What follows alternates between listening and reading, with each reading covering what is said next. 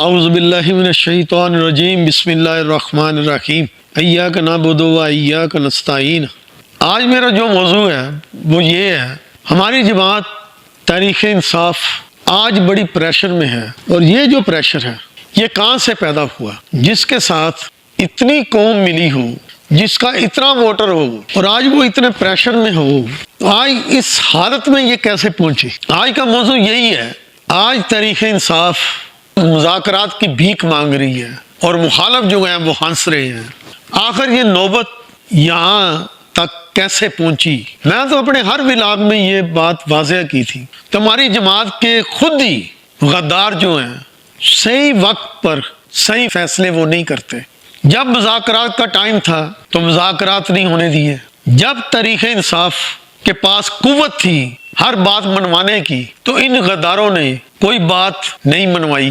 حکومت منتیں کر رہی تھی مذاکرات کی تو یہ لوگ مذاکرات نہیں ہونے دیے۔ خان صاحب کو صحیح گائیڈ نہیں کیا، وہ اندر بیٹھے تھے، تو آج یہ بھیک مانگ رہے ہیں مذاکرات کی، اور گورنمنٹ لفٹ نہیں کرا رہی۔ ڈی چونک کا جو سائنہ ہوا ہے اس میں بھی گورنمنٹ سے زیادہ ہماری اپنی جماعت کے غداروں نے کردار ادا کیا۔ غریب نوجوانوں کو مروا دیا، نہ ان کا بچے اس مارچ میں شامل ہوئے، نہ وہ خود شامل ہوئے، نہ ان کو کوئی زخم آئے، نہ ان کو کوئی گولی لگی، نہ انہوں نے کوئی اس جماعت کے لیے اپنا خون بہایا، اور یہ اس جماعت کے کرتا درتا بن چکے ہیں۔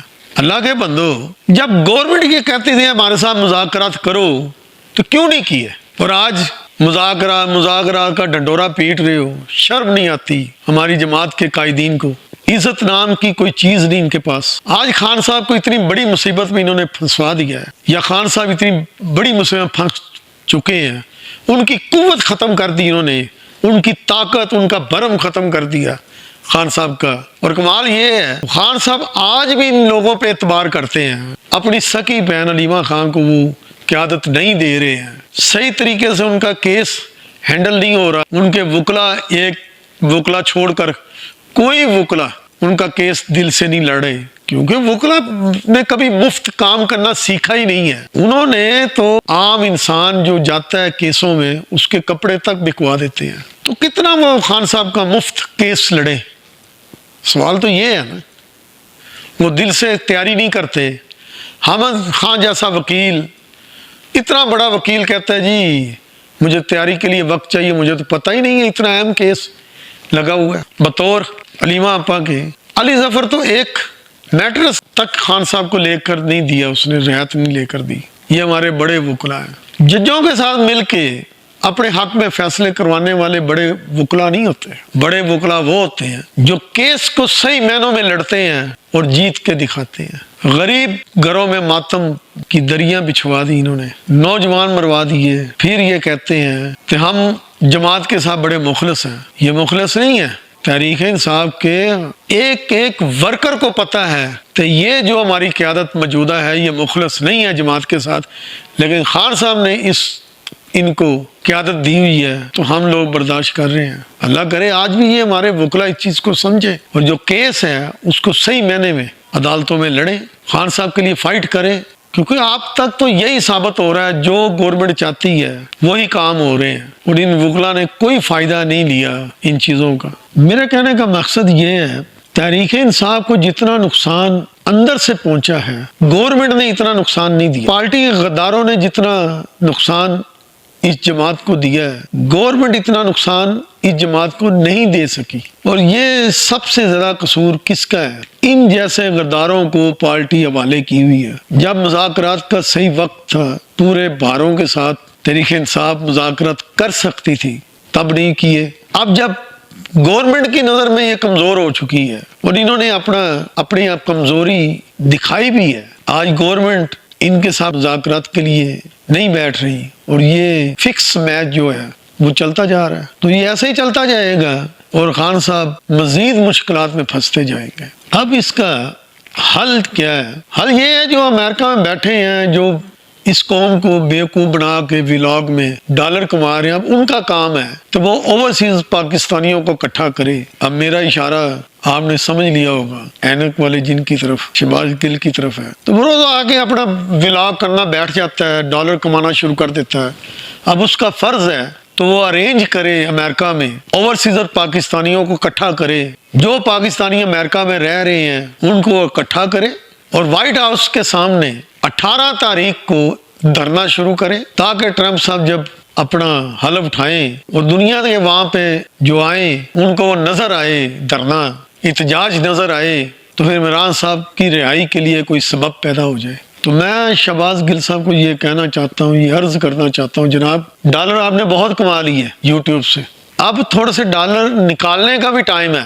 آپ نے تحریک انصاف کے ورکروں کو بے وقوف بنا لیا ہے، اب خود بھی کچھ کریں، صرف ولاگ پہ نہ بیٹھیں، خان صاحب کے لیے کوئی پریکٹیکل کام کریں آپ، اور وہاں سے ہمیں ٹھنڈی ہوا آنی چاہیے خان صاحب کے لیے۔ اگر 1 لاکھ پاکستانیوں کا آپ وہاں پہ احتجاج ریکارڈ کروا دیں اور آج سے یہ کوشش کریں کہ وہاں سے ٹرمپ سے حلف برداری کی تقریب میں مہمان کے لیے عمران خان صاحب کو دعوت نامہ آپ بھجوا دیں، تو ہم سمجھیں گے آپ تحریک انصاف کے مخلص کارکن ہیں۔ اگر آپ اتنا بھی کام نہیں کر سکیں گے تو آپ کا تحریک انصاف کے ساتھ کوئی تعلق نہیں ہے، کوئی ورکروں کے ساتھ تعلق نہیں ہے۔ یہ بات ثابت ہو جائے گی تو آپ صرف تحریک انصاف کو جوائن کیا ہوا ہے ڈالروں کی وجہ سے، تاکہ جو ولاگ سے آپ ڈالر اکٹھا کرتے ہیں وہ اپنی کجوری میں ڈال لیں۔ آپ کو چاہیے آج سے ہی اپنی مہم شروع کریں، تمام پاکستانیوں کو اکٹھا کریں اور ایک شیڈول کا اعلان کریں امریکہ میں، تاکہ خان صاحب کی رہائی ممکن ہو سکے۔ اگر یہ ٹائم نکل گیا شہباز گل صاحب تو خان صاحب کے لیے بہت مشکلات کھڑی ہو جائیں گی۔ میں آج بھی اپنی اس بات پہ قائم ہوں، گورنمنٹ نے اور اداروں نے اتنا خان صاحب کو نقصان نہیں پہنچایا جتنا جماعت کے اندر سے نقصان پہنچا ہے، اور کسی کو یہ احساس نہیں ہے کہ خان صاحب قید بھگت رہے ہیں اس قوم کے لیے، اور ہم اس قوم کے لیے خان صاحب کے لیے رعایت حاصل کریں اس گورنمنٹ سے، لیکن سوائے اپنی عیاشیوں کے، اپنی تنخواہیں بڑھوانے کے کچھ نہیں کیا گیا۔ ہر کام گورنمنٹ کی مرضی کے مطابق ہوا، چاہے وہ 8 فروری کا الیکشن ہو، چاہے وہ آج بھی 26ویں ترمیم ہو، اور آج ان مذاکرات کا جو ڈھنڈورا پیٹا جا رہا ہے، چاہے وہ کچھ نہیں حاصل ہوگا۔